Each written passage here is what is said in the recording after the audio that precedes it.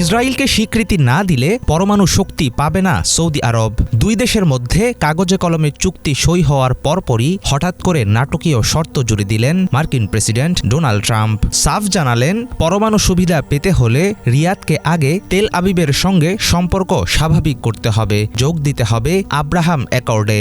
অন্যদিকে সৌদি আরব শুরু থেকেই বলে আসছে, ফিলিস্তিনকে স্বাধীন রাষ্ট্র হিসেবে স্বীকৃতি না দেওয়া পর্যন্ত ইসরায়েলকে তারা মেনে নেবে না, আর ইসরায়েল কিছুতেই ফিলিস্তিনের স্বাধীনতা সহ্য করবে না। ফলে ট্রাম্পের শর্ত রিয়াদের পুরনো ফিলিস্তিন নীতির সম্পূর্ণ বিরুদ্ধে চলে গেল।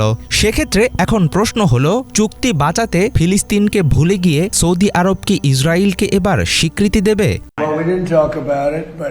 আমরা এটা নিয়ে সরাসরি কথা বলিনি, কিন্তু কথাটা সবসময় পরিষ্কার ছিল। আমাদের জ্বালানি মন্ত্রী ক্রিস এটা জানতেন, এমনকি সৌদি আরবও জানতো যে তারা যদি আব্রাহাম অ্যাকর্ডে যোগ না দেয় তাহলে আমি এই চুক্তিটি করব না। তারা ভালো করে জানতো যে কংগ্রেসের অনুমোদন এবং বিভিন্ন বিষয় অনুসারে এই চুক্তি কার্যকর করতে হলে সৌদিকে আব্রাহাম অ্যাকর্ডে সই করতেই হবে। এই আব্রাহাম অ্যাকর্ড তো দারুণভাবেই সফল হয়েছে, তবে পরমাণু সুবিধা পেতে হলে আমরা তাদেরকে এই চুক্তিতে চাই। আমরা মনে করি এটা খুব ভালো একটি পদক্ষেপ। আমাদের বিশ্বাস আব্রাহাম অ্যাকর্ডই মধ্যপ্রাচ্যে শান্তি আনবে। সৌদির সঙ্গে চুক্তি হয়ে যাওয়ার পরেও ট্রাম্পের নতুন শর্ত চাপিয়ে দেওয়ার বিষয়টি নিয়ে শুরু হয়েছে আলোচনা সমালোচনা। বহুল আলোচিত আব্রাহাম অ্যাকর্ড হল আমেরিকার মধ্যস্থতায় ইসরায়েল এবং কয়েকটি আরব দেশের মধ্যে হওয়া একটি ঐতিহাসিক কূটনৈতিক চুক্তি। এর উদ্দেশ্য ছিল মধ্যপ্রাচ্যের পুরনো শত্রুতা ভুলে গিয়ে ইসরায়েলের সঙ্গে আরব দেশগুলোর সম্পর্ক স্বাভাবিক করা। 2022 সালে এই প্রক্রিয়ার মাধ্যমে সংযুক্ত আরব আমিরাত, বাহরাইন, মরক্কো ও সুদান ইসরায়েলকে আনুষ্ঠানিক রাষ্ট্র হিসেবে স্বীকৃতি দেয়। মূলত এই চুক্তির মাধ্যমে মধ্যপ্রাচ্যের রাজনীতিতে বৈধতা পায় দখলদার রাষ্ট্র ইসরায়েল।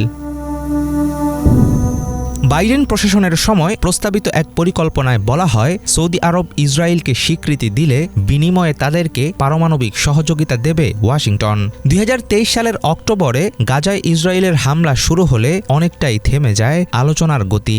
গত বছরের নভেম্বরে সৌদি যুবরাজ মোহাম্মদ বিন সালমান হোয়াইট হাউস সফরের সময় পারস্পরিক বেসামরিক পারমাণবিক সহযোগিতার বিষয়ে একমত হন ট্রাম্প ও এমবিএস। আর সেই প্রেক্ষিতেই গত 22 জুলাই দুই পক্ষের মধ্যে পরমাণু চুক্তি হওয়ার বিষয়টি সামনে আনে ওয়াশিংটন ও রিয়াদ।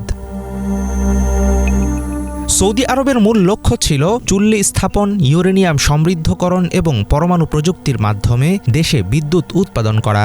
মার্কিন কংগ্রেসের চূড়ান্ত অনুমোদনের পরই কাজ শুরু হওয়ার কথা ছিল, কিন্তু ট্রাম্পের দেয়া নতুন শর্তে ওয়াশিংটন ও রিয়াদের মধ্যে কূটনৈতিক দূরত্ব বৃদ্ধি পাবে বলে ধারণা বিশ্লেষকদের। তবে যুক্তরাষ্ট্রের সঙ্গে পরমাণু চুক্তি ভেস্তে গেলেও সৌদি আরবের সামনে বিকল্প পথ খোলা আছে। চীন, রাশিয়া ও ফ্রান্সের মতো পরাশক্তিগুলোর সাথে জোট বেঁধে নিজেদের পরমাণু শক্তি পূরণের সুযোগ পাবে রিয়াদ। তবে সেক্ষেত্রে আমেরিকার সঙ্গে দীর্ঘদিনের সামরিক ও কূটনৈতিক সম্পর্ক নিয়ে তৈরি হবে গভীর জটিলতা। হাফিজুল ইসলাম, বাংলা ভিশন।